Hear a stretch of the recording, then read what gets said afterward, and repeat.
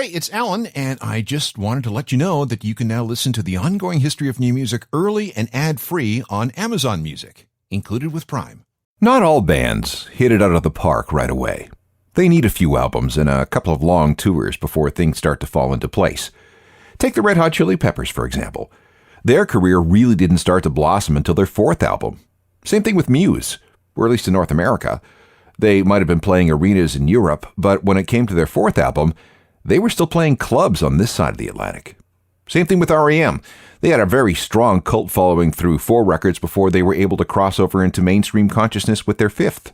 And the Black Keys? It took them until album number 6 for them to have their big breakthrough. These success stories underscore the need for patience and foresight on behalf of record labels, managers, and everyone else associated with the welfare of a particular artist. If you honestly see potential, then you got to play the long game, one that may stretch over years. And then you got to look at things from the artist's perspective. Is the band prepared to live through some lean and dark times on their way to some kind of success? This brings me to 21 Pilots. They blew up with the Blurry Face album in 2015. But before that were 6 years of really hard slogging when almost no one knew who they were. So let's get caught up on that part of their story, shall we? This is the Ongoing History of New Music podcast with Alan Cross. Sipping on straight glory, let the vibe slide over me. This beat is a chemical, beat is a chemical. When I leave, don't save my seat. I'll be back when it's all complete. 21 Pilots in a single from their 2018 album Trench, that's called Chlorine, which featured the debut of a weird little alien animal character called Ned, another addition to the whole mythology that the band has built around them, the kind of stuff that Reddit users love to dig into. For example, and I need you to stay with me on this, if you go to the 21 Pilots online store and navigate to the page for their third album, Vessel, you might be able to find a hidden website address, which is dmaorg.info. This is a major rat hole. You will find messages by someone who goes by the name Clancy, who occasionally writes and posts pictures. Clancy is a character in the storyline of the fourth album, Trench. He, and I assume it's a he, posted a file just before the release of Chlorine as a single with the name 17-35.4527. Those numbers, 17 and 35.427, if you remember your chemistry and the periodic table, are the atomic number and the atomic weight of the element chlorine. What's more is that the text that was posted was altered in the days following. If you were paying attention and you studied the changes, you'd have discovered that the changes spelled out the name Ned, the name of the new character in the Chlorine video. Okay, listen, no matter what you might think of the band, anyone who goes to this level of myth-making and Easter egg planting deserves our respect. And there's more of this sort of stuff coming. And I promise you that we'll get back to Clancy and the Dima and all kinds of other things like that later in the show. Hi there, I'm Alan Cross, and this is a two-pronged program. First of all, it's aimed at people who didn't become aware of 21 Pilots until after their big breakthrough with the Blurry Face album. And second, I'm hoping I can rope in the attention of people who love good mysteries. In this case, the crazy Matrix-like online world that 21 Pilots has created for its fans.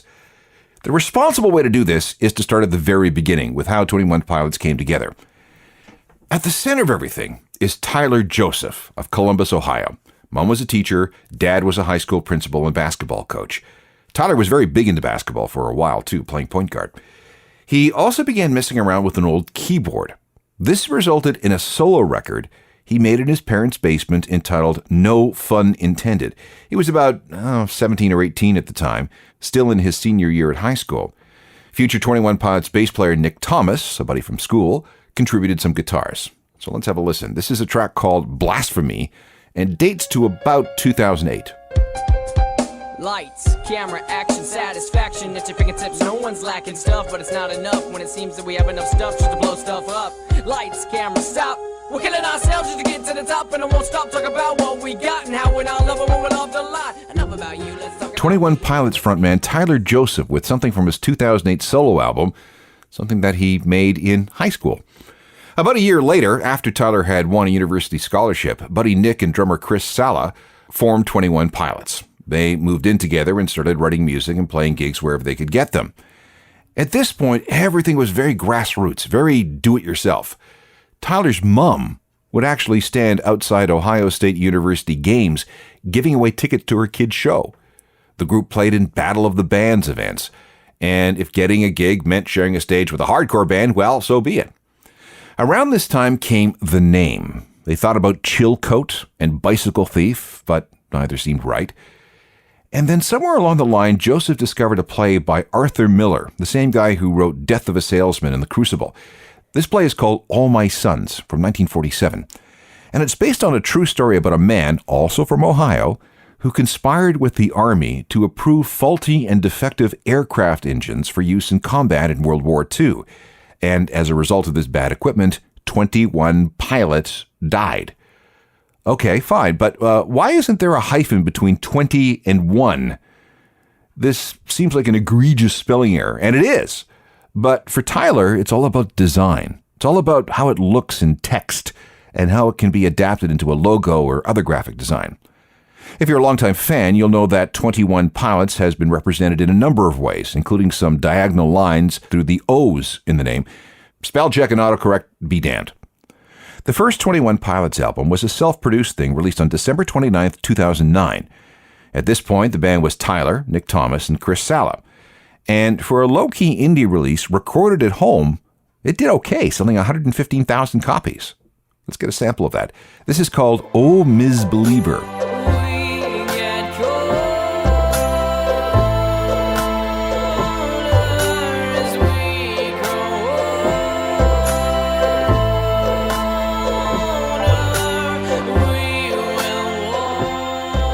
21 Pilots with a self-titled, self-released indie record from 2004. Nothing much happened for the next couple of years except for some occasional gigs. You got to remember that everybody's either in school or working. But when we get to 2011, there were some big changes. First of all, Chris Sala felt that he needed to spend more time at work. He had a job at a music store, and that seemed like something he needed to concentrate on. Then, a month later, bass player Nick Thomas left because he wanted to focus on going to university. He would later come back to help out with the band's merch, but never again as a musician. So at this point, and let's call it July of 2011, 21 Pilots is down to just one, and that's Tyler Joseph. However, Chris, remember the guy at the music store, knew someone at work named Josh Dunn. Josh was a drummer who had thought about getting some studio work in Nashville, but when he heard some of the stuff that Tyler was doing, he thought, okay, maybe I can give this a shot. So he joined up with Tyler just as the second 21 Pilots album came out. This was a record called Regional at Best. This album is somewhat mysterious because it doesn't even have a Wikipedia page, which is, strange for a band of the status of 21 Pilots, right? This was another indie release. It came out on July 8th, 2011, which was a little more than a month after Nick left the band and Josh Dunn joined up. This project was pretty much Tyler's baby, with the exception of a couple of small guest appearances. Tyler calls Regional at Best a glorified mixtape, and while copies were handed out to fans, it was completely discontinued, deleted, wiped from the face of the earth. And there was a reason for that, which we will get to in good time. But, okay, in this day and age, just because something is discontinued, it doesn't mean it disappears, right? Here's a sample of Regional at Best. This is called Forest. Someone else is your name. Does it bother anyone else that someone else is your name? I scream, you scream, we all scream because we're terrified. Oh, what's around the corner? 21 Pilots, which at the time that song was recorded was just frontman Tyler Joseph. The song is Forest, from the missing 21 Pilots album, Regional at Best. And I say missing because it was discontinued because, well, we'll get to that in a moment. We're filling in the backstory of 21 Pilots, a group that existed in one form or another for quite some time before the Blurryface album came out. Call this deep background. So there are the lineup changes in the spring of 2011. Then we have the Regional at Best album, the second record, show up in July. It was released digitally and as a CD. Plus, there was also a second hard copy edition through a label called Tinderbox. It featured both Regional at Best and a copy of the first self-titled album. The whole purpose of that package was to attract the attention of record labels. That worked. After hearing about the massive indie fan base the group had built and sampling material from these two albums, the band was signed in April 2012 by Fueled by Ramen, an indie label based out of New York. A condition of the deal was that 21 Pilots had to make the Regional at Best album disappear. So they did. Well, as much as you could make anything digital disappear these days. As far as I can tell, the only streaming music service that has it is Deezer. They're based out of France. And you can also find the odd track on YouTube. If you want a physical copy, you can find one online selling for anywhere from $35 to as much as $900. And this is interesting. Remember I mentioned the double Tinderbox version? I checked a couple of online sites and they listed as being blocked from sale, which I find interesting. Anyway, by this time, 21 Pilots had a decent fan base in Ohio, sometimes attracting almost 2,000 people to a show. Outside the state, not so much. There was an out-of-state gig in July 2011 that was attended by 12 people. The first Fueled by Ramen release was an EP called 3 Songs, for obvious reasons, and it came out in July 2012. 2 of the 3 songs were from Regional at Best, and here's one of them. This is Guns for Hands.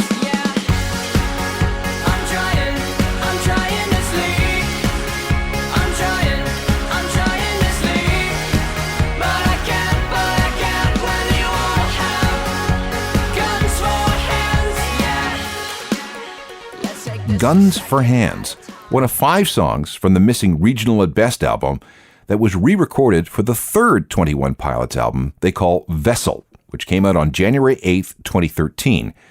It got good reviews, and it helped build the fan base, which, by the way, had become known as the Skeleton Clique. We'll get back to that later. There were a couple of international tours. There were festival appearances like Lollapalooza and Bonnaroo, and it got a little bit of radio airplay. Not much, but a little. This might have been the most successful of the bunch. It's called Car Radio, and was inspired by the time somebody broke into Tyler's car and stole his radio and all his CDs. It forced him to contemplate what it's like to drive in silence. There are things we can do, but from the things that work there are only 2, and from the 2 that we choose to do, peace will win and fear will lose. There's faith and there's sleep. We need to pick one, please, because faith is to be awake, and to be awake is for us to think, and for us to think is to be alive. And I will try with every rhyme to come across. Car Radio, 21 Pilots, and one of a bunch of singles from the group's third album, Vessel. When we come back, we'll get into how things exploded with the Blurryface record, and then we'll dig into the strange and wonderful online world 21 Pilots has constructed. We have a few more things to deal with before we're caught up with 21 Pilots, and the next thing we need to do is dive into the Blurryface album. This is the 4th record, the breakthrough album, and the one where things begin to get mystical and complicated. The first thing we need to understand about Blurryface is that it's centered on themes of doubt, insecurity, anxiety, and a dollop of religion. All these things are represented in a character Tyler Joseph called Blurryface, who is basically an avatar for how he was feeling at this time. To underscore this, Tyler often sports black paint on his hands and neck during live shows and video shoots. This is supposed to be a representation of Blurryface. There is a Blurryface Twitter account with over 150,000 followers, even though there have been 0 tweets. A new band logo appeared around this time. It's a bar, a hyphen, and a slash from a standard computer keyboard. Fans are encouraged to take that symbol and make it into their own version of the 21 Pilots logo. When the album was released, it came out in the usual ways, but there was also a limited edition cassette that was very, very red. But fans really treasure the Inkblot special vinyl editions. No 2 are the same, and are very, very collectible and can trade for hundreds of dollars. There's also a Blurryface instrumental album that popped up in the UK for some reason. It's very hard to find. I'm pretty sure it's a bootleg, or maybe not. You can never tell with 21 Pilots. Here's a sample.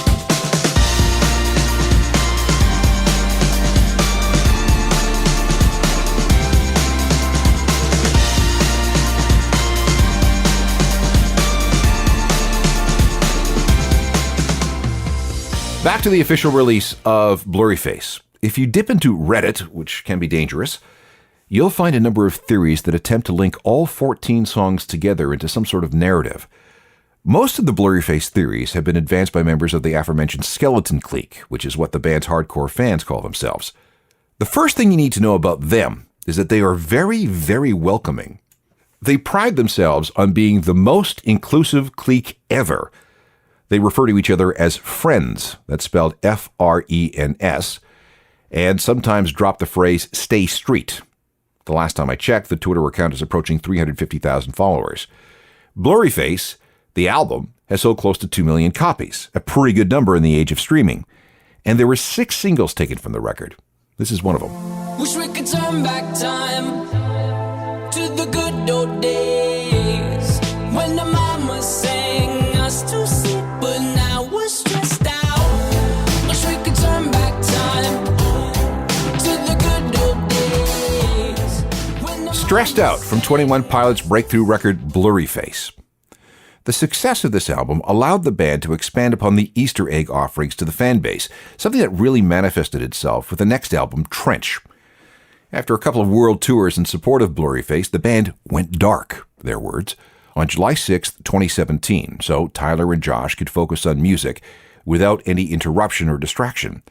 That disappearance lasted almost a year, and when they reemerged, okay, this is complicated.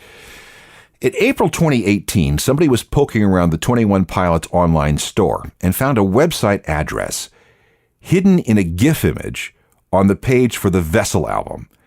This address led to a site called dmaorg.info, and the landing page read, 404 error, you are in violation. They mustn't know you were here. No one should ever find out about this. You can never tell anyone about this. For the sake of the other's survival, you must keep this silent. We must keep silent. No one can know. No one can know. No one can know. Violation code 1539862_14. Okay, well, that led to an insane rat hole of clues that, once deciphered, led to a new trove of images about this new character called Clancy, who was struggling with DEMA, D-E-M-A. That was followed by a series of posts at dmaorg.info from Clancy's journal. These go on forever, but they're filled with clues about the album and songs to come. That 5th album, as we know now, is called Trench, and again it explores themes of doubt, insecurity, anxiety, and faith, with a little bit of suicide thrown in.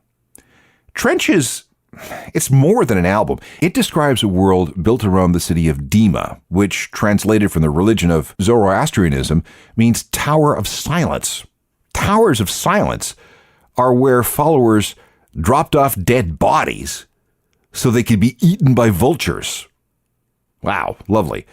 The first character we're introduced to is Nico, one of the 9 so-called bishops. In fact, he's the chief bishop of Dima.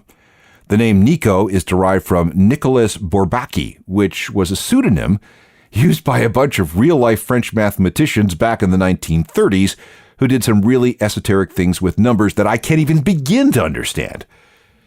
In the world of Trench, it turns out that Nicolas Bourbaki is the real name of Blurryface, the central character of the previous album. If you're not with me, I totally get it, but let's move on. Also within Dima is a group called the Bandidos. They're the good guys who want to liberate the people of the city. They can be identified by a very, very specific shade of yellow that the bishops, including Nico, cannot see. There are more images of vultures and cheetahs and coded messages within those posts. The first single from Trench was Jumpsuit. It was introduced on July 6th, 2018 via an email to fans that featured a closing eye with the caption, "Are you still sleeping?" After several more days of teasing, they finally released it. Can't believe how much I hate pressures of a new place for my way. Jumpsuit, jumpsuit, call me. Jumpsuit, jumpsuit, call me. Jumpsuit from the 21 Pilots album Trench. And let me tell you something, if you're looking to lose yourself in this fantasy world created by the band, you will be gone for a very, very long time. And props to the band for doing this. The internet has destroyed a lot of the mystery surrounding music that we used to have back in the olden days. And this is even before the era of music videos. We barely knew what our favorite artists looked like. They were almost never on TV. They may have toured through our town. And all we had were still pictures in magazines and the album cover artwork. We had to infer everything from that. 21 Pilots has brought back that mystery with their invented world, which I think is fantastic. We need more of this kind of 21st century engagement. So now we have backfilled the story of 21 Pilots. Handy stuff for anyone who has only joined the ride since the Blurryface album. And given that Tyler Joseph evidently likes to build these alternative universes with the band's music, there is no reason to believe that things won't get more intricate, more complicated, and more immersive. And like I said, this is good. This program comes in a podcast form. Just go to Apple Podcasts, Spotify, or anywhere else that offers on-demand audio. All podcasts are free and eminently bingeable. Please rate, review, and share if you get a chance. If you need to reach me, start with my website, which is ajournalofmusicalthings.com. I update it all the time. The daily newsletter, which is also free, can be a big help when it comes to keeping up to date on all things music. I'm also on Twitter, Facebook, and Instagram. Give me a follow if you can. And if you prefer email, use alan@alancross.ca. Technical productions by Rob Johnston. We'll see you next time. I'm Alan Cross. You've been listening to the Ongoing History of New Music podcast with Alan Cross. Subscribe to the podcast through iTunes, Google Play, Stitcher, Spotify, and everywhere you find your favorite podcasts.